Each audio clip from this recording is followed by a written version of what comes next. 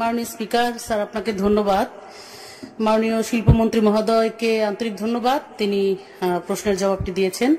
তবে আমি মাননীয় শিল্পমন্ত্রীর এলাকায় গত শুক্রবারে গিয়েছিলাম তার বিশাল এক সম্বর্ধনা অনুষ্ঠানে। এই 26 বছর আগেও আমি একবার গিয়েছিলাম, তখন আমি পালা গান করতাম।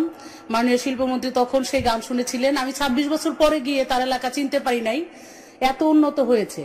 অথচ আমার এই এলাকাটা সিংগাইয়ের খুবই কাছে, এখান থেকে আধা ঘন্টা লাগে। আর মাননীয় শিল্পমন্ত্রী এলাকার সেই পাঁচকান্দি যেতে কিন্তু মাননীয় স্পিকার 2.5 ঘন্টা লাগে। সেই 2.5 ঘন্টা আর আধা ঘন্টা রাস্তার এই জায়গার অনেক ব্যবধান। মানে আমার ওখানে শিল্প কলকারখানা বলতেই নেই, কিছু কিছু হয়েছে, অনেক শিল্পপতিরা এখন জায়গা নিয়েছে। আমি মাননীয় মন্ত্রী মহোদয়কে বলবো যে এই বৈষম্যতা কমাইতে হবে, এবং আপনি দয়া করে একদিন যাবেন কিনা, আমার এলাকাটাকে শিল্পনগরী ঘোষণা দিবেন কিনা, আপনি আমার এলাকাটাকে দেখুন এবং যাবেন কিনা মাননীয় স্পিকার, আপনার মাধ্যমে আমি জানতে চাই। ধন্যবাদ মাননীয় স্পিকার।